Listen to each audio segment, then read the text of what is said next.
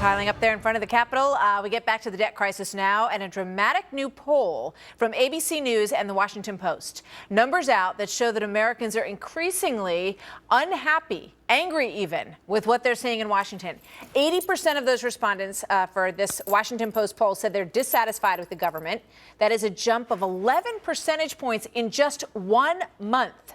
That is the highest level of unhappiness that we've seen in 19 years. So what is wrong with Washington, and what does America want to see changed? I talked with a panel of average folks a little earlier.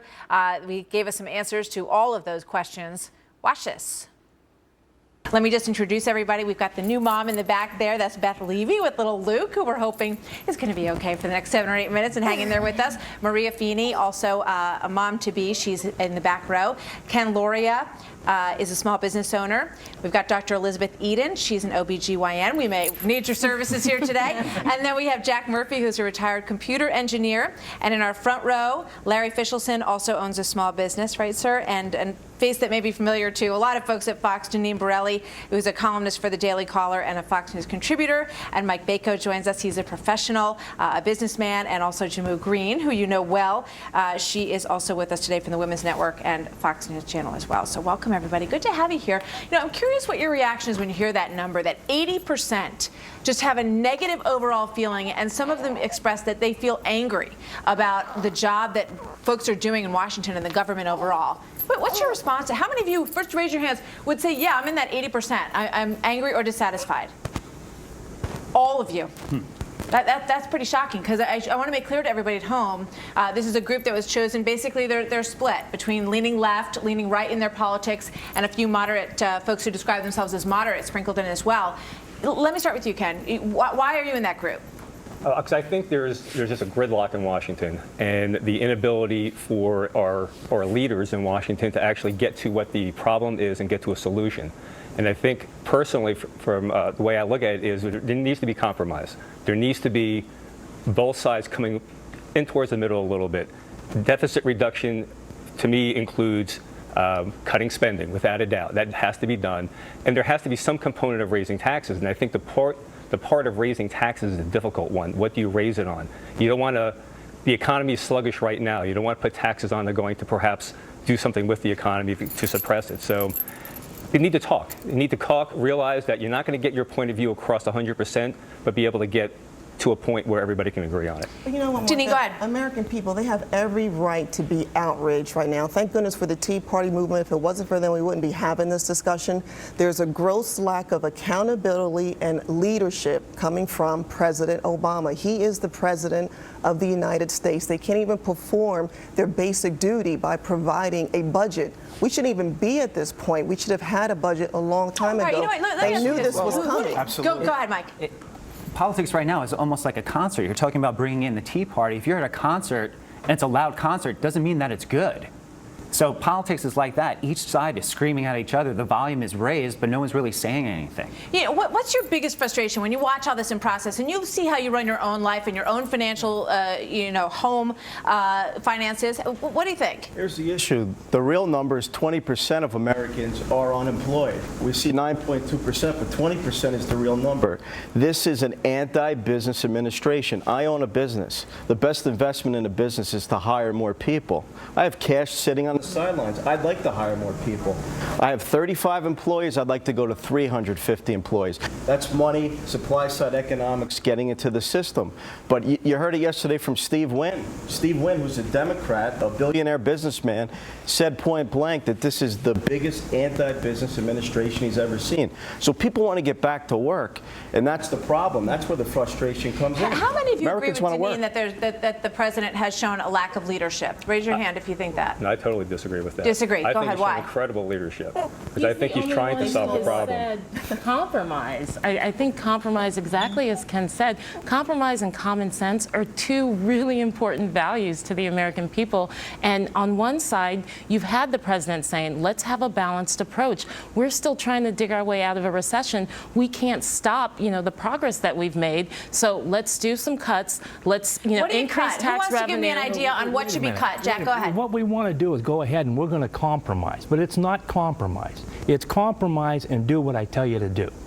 As far as raising taxes, 52% of the people in this country pay nothing. Correct. I wrote my senator, Sherrod Brown, and suggested if it was just $1 a month.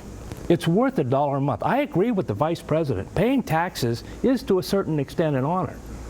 But we have 42% who are disenfranchised. They don't feel ownership of the country, even though they do own it. But I think you have to look at the numbers from the poll that we're talking about. Why is there so much frustration? People are out of Only work. 20% of the American people feel like we should get to this deficit reduction plan by spending cuts alone. And you have the Republican leadership that has said only spending cuts, we're not going to compromise. And that is just not something You know what? that's going to be attractive. Let's hear from the moms and the moms-to-be in the back row there. When you're listening to all this, Beth, what do you think? I worry what it's going to be like for Luke when he's older. I worry about how much it's going to cost for him to go to college. I worry how much, if there's going to be jobs for him when he gets out of college. And my husband and I really, as far as healthcare, have been feeling it, adding him to our plans. And, you know, it's really a huge expense for us. Who do you blame for the logjam in Washington right now? The president, Republicans, Democrats? Who do you blame? There's not one person that I would say I would blame. I just don't think that. All of them? Yeah. Maria, what do you think? I'm pretty much on the same boat as her. The fears, the would you concerns, throw all the bums out and start over? Is it that, you know, because that... We put all the bums in there. Yeah, I don't. If you want to look at it that You way. got to look what happened. This president took office. Unemployment's been up 25%, and the deficit's been up 35%. So he wants to compromise now, but by spending more.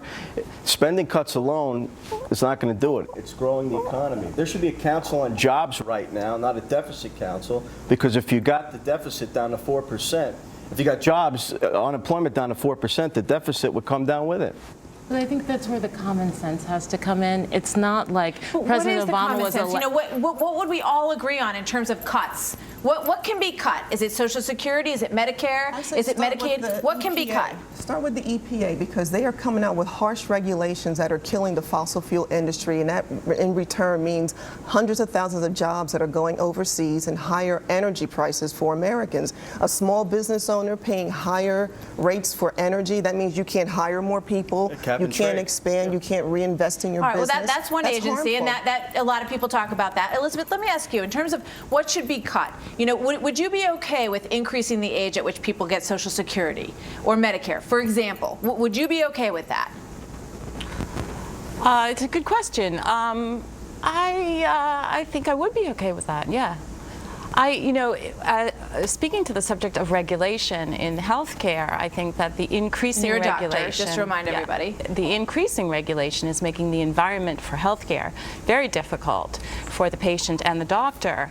And as we're being told to be more and more go to, for example, electronic medical records, being forced to become Right, which is supposed to streamline everything and bring down costs. Do you see it happening that way? No, I don't. And I see that there's serious questions about breach of privacy, which have not been addressed and will eventually come out, and we'll have to sort of fix it in some way, and it's not going to be fixable. And it's also, it's the cost incurred in actually implementing this is so prohibitive that for the small business owner or the sole practitioner, it's impossible. You know, let me ask you this. How many of you, because one of the largest things that has added to the deficit is the Obamacare plan that has come out. Now, the idea is that over time it will help medical costs decrease. That's the idea. How many of you would like to see Obamacare repealed? Raise your hands. Just 3 out of the group. Okay, that's interesting. What people need to realize is premiums for small business owners because of Obamacare have gone up 30 to 35% across the board. And what about the waivers that are being issued? And also, what about the states that are suing? There are over 26 states, I believe, that are suing to prevent this from happening. Well, And I'm sure that probably issues affects your because bottom line, right? Part Absolutely. of Absolutely. Cuts in Obamacare the margin. was that you would be able to keep your doctor if you're happy with it. So of course there are going to be waivers for companies that have or that are satisfied with their by health asking care. this is, you know, everybody seems to agree that we need to have spending cuts, right? But then when you say what should they be, you know, should Obamacare go? Are you willing to raise the age for Social Security and Medicare? You know, give me your quick thoughts on what you think. What are you okay with them cutting? Because everybody agrees agrees that we should have cuts, but when you start to do it, that's when these politicians are running into a tough time when they head back home in some cases. Mike? And look at our group. We have 9 people here, 9 different ideas probably of what we should cut. So how can we expect politicians who are from the East, from the West, from the Midwest, they all have different ideas of what their constituency wants, and everyone can't come together. Do you think government doesn't work as well as it used to? I don't think Absolutely. I think government's never worked well. And what do you think will change all that? Well, But people have never thought government has worked well. Everyone thinks that now is the worst time ever. Now is the biggest. 2 sides can't come together, but this has been going on. If you look at polls, even going back to the 1850s, it was the worst time ever for journalism, the worst time ever for politics.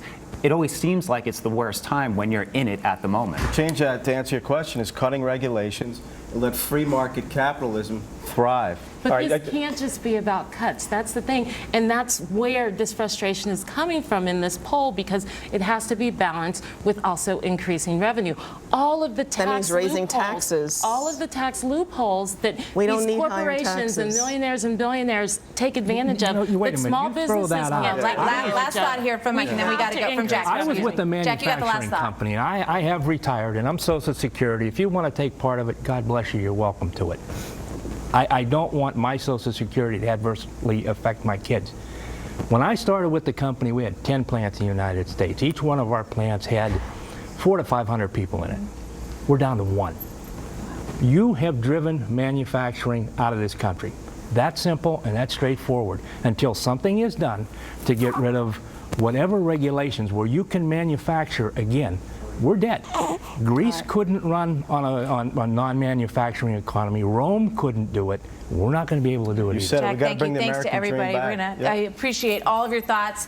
Great stuff. We could go on here for an hour. It's great to have you all here. Thank you so much for your input today. We really appreciate it. Great stuff. Thank you, everybody. Thank you. Thank you.